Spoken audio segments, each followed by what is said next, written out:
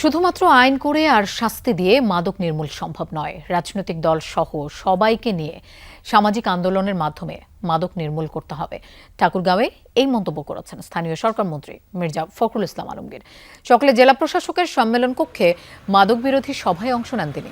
পরে কথা বলেন সাংবাদিকদের সাথে। এ সময় মির্জা ফখরুল বলেন, ঠাকুরগাঁওয়ে সকলকে সম্পৃক্ত করে মাদক বিরোধী অভিযান শুরু হয়েছে। এটিকে সামাজিক আন্দোলনে পরিণত করতে হবে।